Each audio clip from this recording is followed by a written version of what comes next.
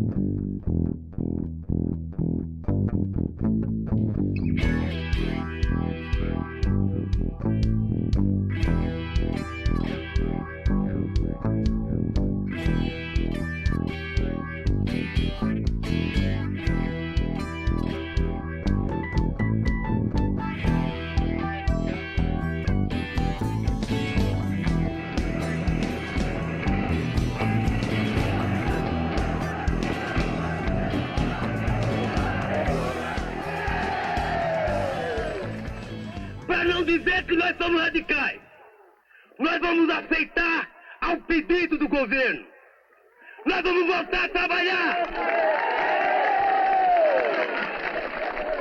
Eu não tenho dúvida nenhuma que com um novo chamamento, companheiros, está na hora de parar. Todo mundo para outra vez.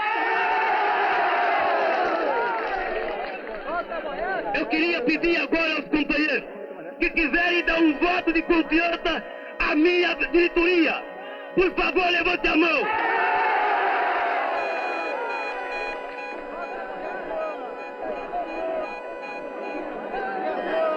Companheiro.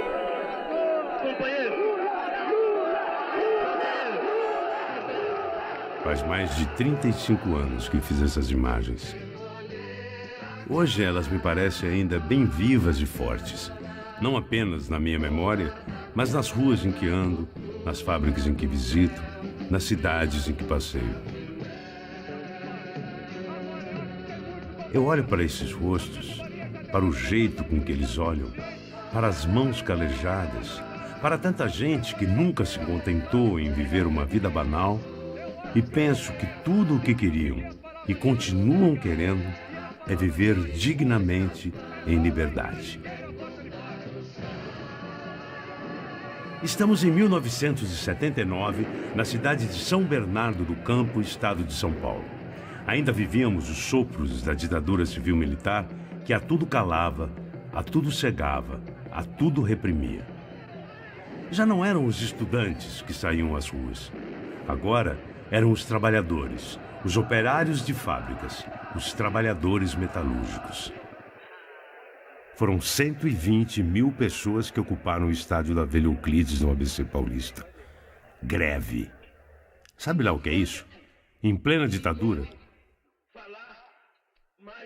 O que aconteceu aqui mudou a história de nosso país, sem exageros. Me desculpe, eu não me apresentei. Eu sou um cineasta, um documentarista que fez um filme sobre aquelas greves e que acompanha a luta dos sindicatos até hoje. Mas isso não importa, na verdade. O que importa é a história que vim contar. Uma história que talvez fale de muita coisa que vocês não conheçam. Essa série vai contar a história do novo sindicalismo no Brasil.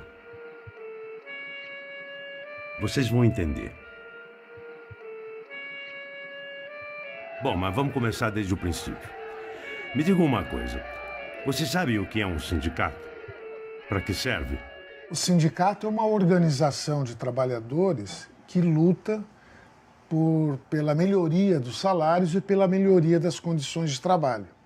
Isso pode parecer a nossos olhos algo muito natural, nós estamos numa sociedade vivendo e convivendo com sindicatos, mas é algo muito recente e singular na história da humanidade. Porque se você der uma olhada em grande voo na história, nem em Roma antiga, nem na Europa feudal, nem no Brasil escravista havia sindicatos. Então o sindicato é normal, digamos assim, na sociedade capitalista. Se nós fôssemos imaginar o sindicato numa teoria fria, ele é um órgão de conciliação, em última instância, capital e trabalho. Mas numa teoria fria. Eu luto por aumentar salário, estou lutando dentro do sistema capitalista, ainda que seja por aumento de salário. Eu vou lutar por direitos, mas eu não estou lutando contra, por exemplo, a propriedade privada. Só que a luta social, a luta de classes, ela coloca elementos que a teoria prévia não imagina, né? Então, não são poucas as histórias em que o sindicalismo tornou-se um sindicalismo revolucionário. Bom, eu falei que contaria a história do novo sindicalismo. Essa história começa no ano de 1978. E lembre-se, em plena ditadura civil-militar. A coisa, naquela época, funcionava mais ou menos assim. Em 1964, houve em nosso país um golpe militar. O Brasil deixou de ser uma democracia. O povo não escolhia quem comandava o país. Por outro lado, quem comandava o país escolhia absolutamente tudo o que o povo podia ou não fazer. Não apenas fazer, mas comprar, ir, falar, escutar, assistir, pensar, escrever, cantar. E como os militares garantiram que todos iriam fazer o que eles mandassem? Bom, como sempre fizeram, descendo o cacete em quem discordasse. O nome que se dá a isso é repressão. Isso incluía, por exemplo, a proibição de greves, também prisão para quem fizesse greve. E, claro, tortura. Bom, para falar a verdade, nos primeiros anos de ditadura, as coisas na economia do país não iam muito bem. Até que levaram para o governo um economista chamado Delfim Neto. Ele implementou algumas medidas político-econômicas no Brasil para sair da crise. A mais impactante para os trabalhadores ficou conhecida como arroxo salarial. Os salários não foram mais reajustados com a inflação e todo mundo passou a ganhar pouco. Ou melhor, todo mundo não. Os trabalhadores passaram a ganhar pouco. E o Brasil, na década de 70, viveu o que ficou conhecido como milagre econômico. Tínhamos, na época, uma grande contradição em nosso país. Vivíamos um crescimento econômico representativo, mas, ao mesmo tempo, a política era de arroxo salarial. Dizia-se na época, o Brasil vai bem, mas o povo vai mal. Eles diziam que teríamos que esperar o bolo crescer para depois repartir entre todos os seus pedaços. E o bolo até que cresceu, mas nunca foi realmente repartido. Até hoje, aliás. E novamente, crise. Dessa vez com um novo elemento: inflação.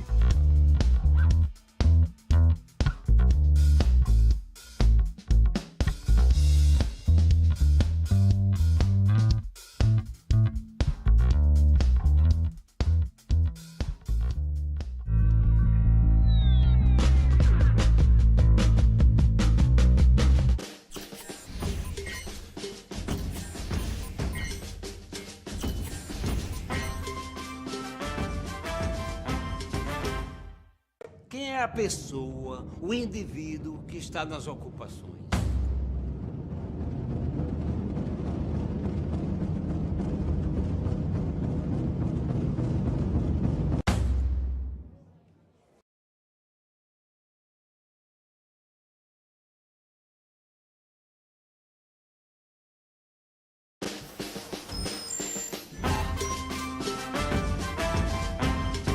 A organização e a perseverança de pessoas que lutam por direitos básicos de moradia. Esse local aqui, antes da gente entrar, era completamente abandonado, destruído. Sob o comando da líder Carmen da Silva Ferreira, centenas de famílias encontram a possibilidade de viver com dignidade numa sociedade extremamente desigual. E a gente transformou isso num lar para todos. Olhar TVT, hoje, 21h.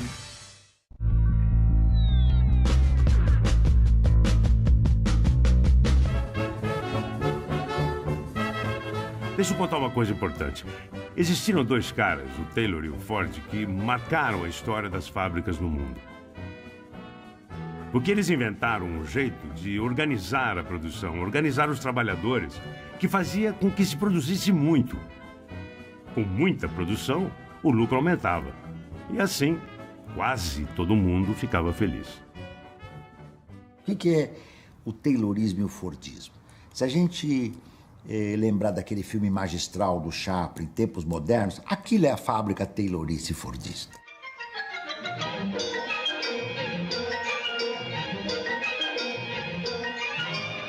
O Taylor dizia que é preciso ter um controle cronométrico do trabalho. Eu tenho que produzir 60 peças em 1 minuto, então eu tenho que controlar. Se você produzir 40 peças no minuto, alguma coisa está acontecendo. Tá certo? E esse controle do tempo e do movimento tayloriano, taylorista, né? Que vem do grande engenheiro da produção capitalista, que foi o Taylor, ele ganhou sua projeção maior na indústria automotiva do Ford, do Henry Ford, quando ao cronômetro e ao controle do tempo se somou a indústria seriada. O carro é uma junção de várias peças. A produção começa aqui, ao final da produção eu tenho o carro pronto. E esta produção, depende do trabalho do outro.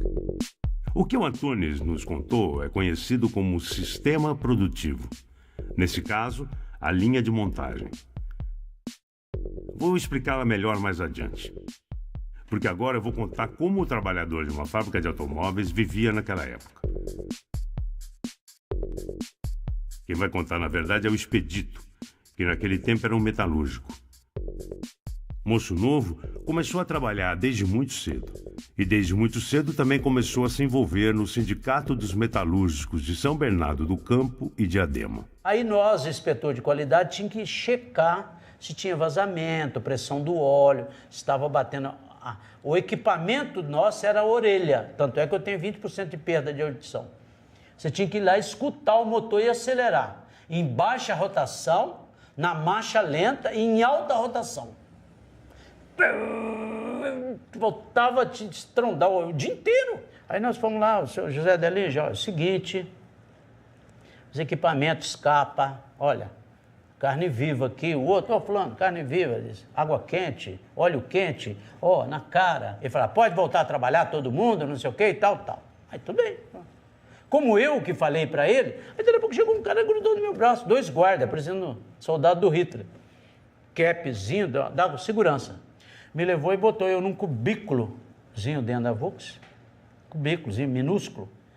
E eu fiquei ali. Todo dia eu tinha que chegar, eu entrava na fábrica, picotava o meu cartão, não podia ir para a produção, que estava proibido. Acho que 14 dias fazendo isso, indo e voltando. Aí depois, não, tá aqui, demitido por justa causa.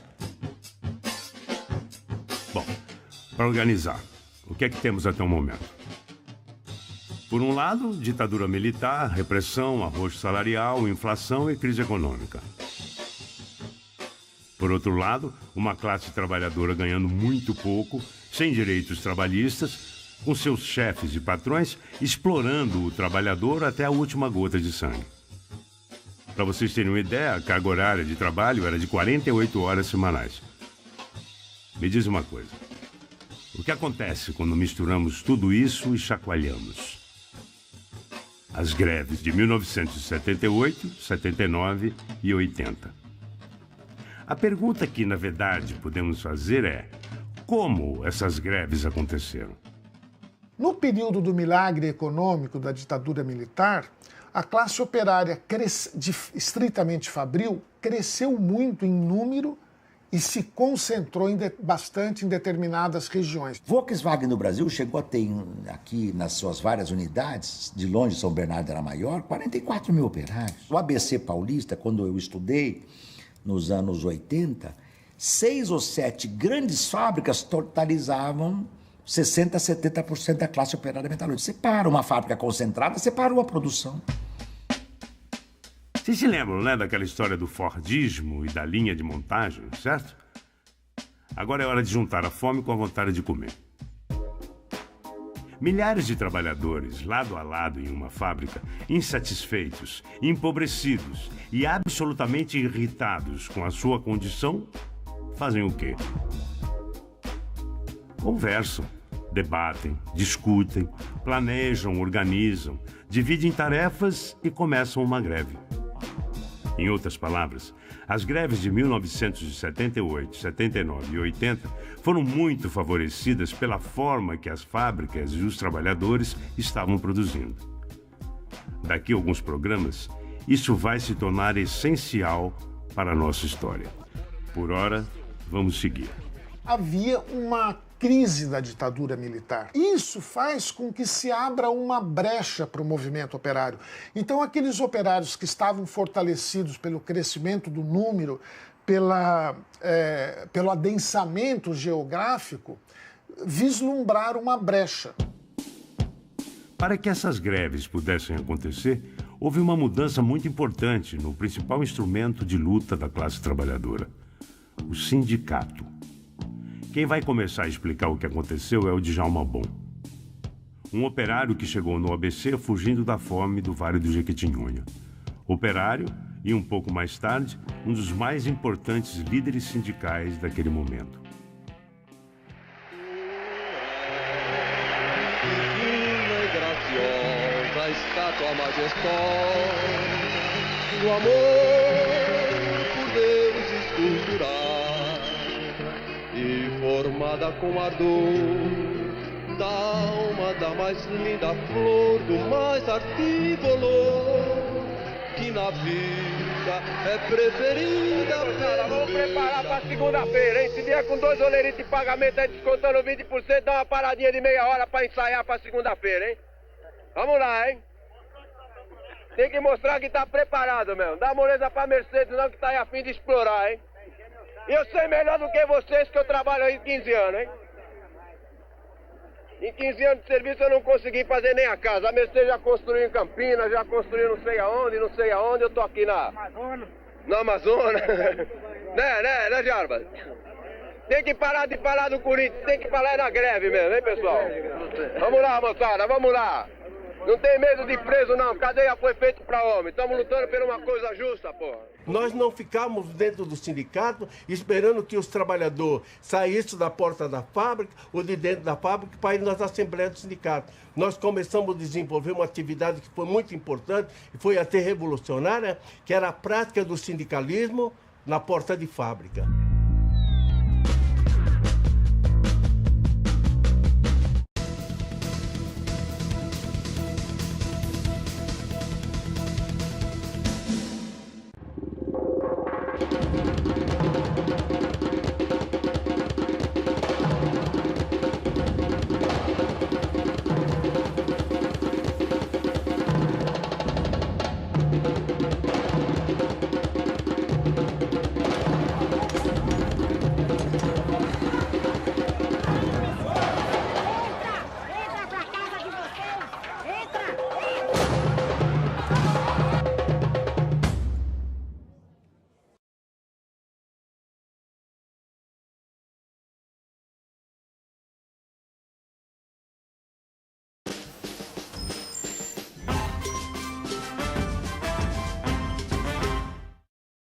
A organização e a perseverança de pessoas que lutam por direitos básicos de moradia. Esse local aqui, antes da gente entrar, era completamente abandonado, destruído. Sob o comando da líder Carmen da Silva Ferreira, centenas de famílias encontram a possibilidade de viver com dignidade numa sociedade extremamente desigual. E a gente transformou isso num lar para todos. Olhar TVT, hoje, 9 da noite.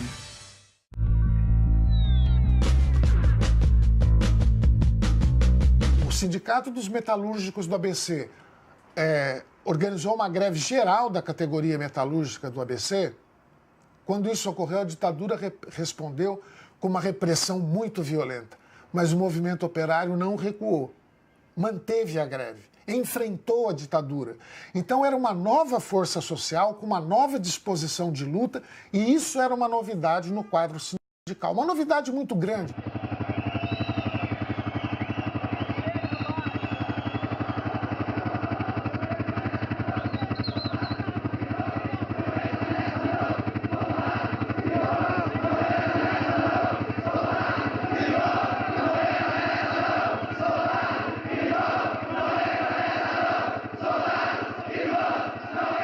Começou a ferver o negócio.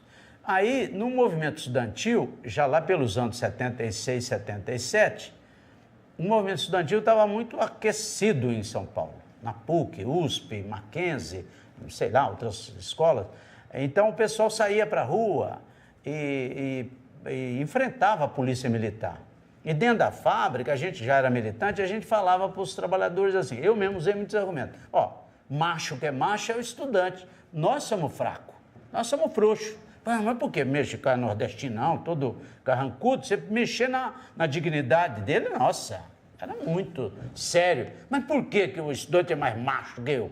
Porque ele vai para a rua, faz passeata, chuta a boca de cachorro do Erasmo Dias lá, do Maluf, e nós temos o poder de desligar uma máquina aqui e nem coragem de fazer greve. Ah, é mesmo? Mas e depois? Depois a gente vê o que acontece, o sindicato assume a briga aí, como é que fica? Então, o pessoal começou a se sentir provocado por uma pequena militância. Esse momento tão particular da nossa história, em especial da história do trabalhador brasileiro, foi chamado de novo sindicalismo. Imagina um lugar cheio de palha seca. Coloque junto a essa palha alguns barris de pólvora. Depois, jogue um fósforo aceso. O que acontece? Foi exatamente o que aconteceu no Brasil neste período. Os diversos operários, trabalhadores, sindicatos, estudantes, trabalhadores rurais, intelectuais, artistas eram a palha seca. A ditadura era a pólvora. E os trabalhadores metalúrgicos do ABC eram o fósforo aceso.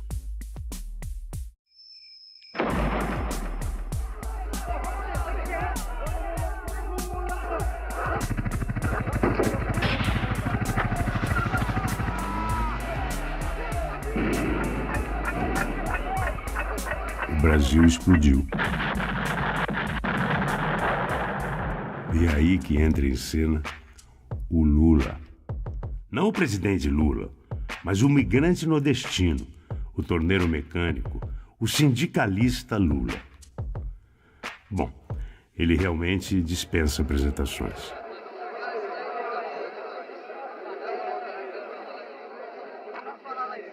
Companheiros, muitos dizem de que aqui em São Bernardo nós somos uns privilegiados. Muitos dizem de que nós, trabalhadores de São Bernardo, não precisamos nem de aumento de salário. Muitos dizem até de que o empresário está pobre, de que o empresário está falido.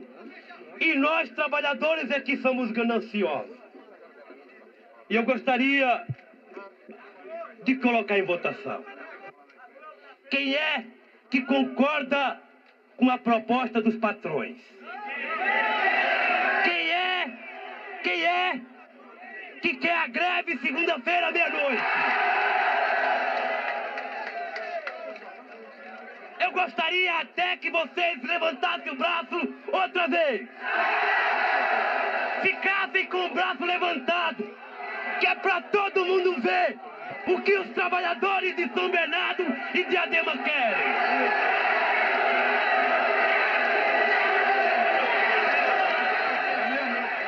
O Lula era insuperável, as assembleias do Lula eram impressionantes. Era impressionante. Você ia lá e falava, não é possível, esse cara é um gênio do sindicalismo, da luta operária. É impressionante, porque ele pegava o que 150 mil operários Sentiam e ele verbalizava e dizia, é para cá que nós vamos. E todo mundo fazia, porque ele falava o que a classe trabalhadora sentia. O que ele dizia? Até a ditadura nos trouxe arrojo.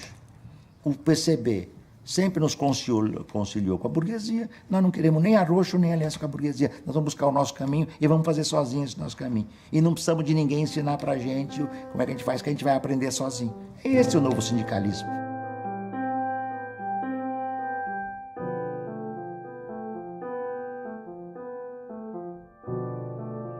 O grande saldo de tudo isso, de todos esses 3 anos de luta, dessas experiências todas que nós passamos, foram muitos.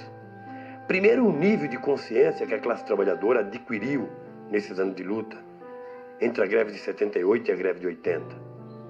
A maturidade com que a classe trabalhadora hoje entenda a questão de greve, sem aquela euforia que a gente fez da primeira greve. Agora, o saldo mais importante que nós tivemos, na minha opinião, foi a descoberta da necessidade da organização política da classe trabalhadora. Porque em todos esses anos de luta ficou provado de que tudo nesse país é decidido de acordo com as decisões políticas. Ora, se tudo depende de uma decisão política, como é que a classe trabalhadora pode ficar sem tomar decisões políticas? Foi daí que a gente descobriu de que era necessário a gente se organizar politicamente. E se organizar politicamente era necessário a gente se organizar em um partido político. Como eu disse, esse momento da história do trabalhador brasileiro ficou conhecido como novo sindicalismo. Claro, o novo sindicalismo não mudou o país inteiro sozinho. Não foi apenas a classe operária que se organizou e saiu para o pau, mas o novo sindicalismo foi o símbolo, o marco. O sindicalismo tem que ser de base, autônomo e independente. Nós temos que ter independência política em relação ao Estado, tá certo? E um sindicalismo autêntico pela base.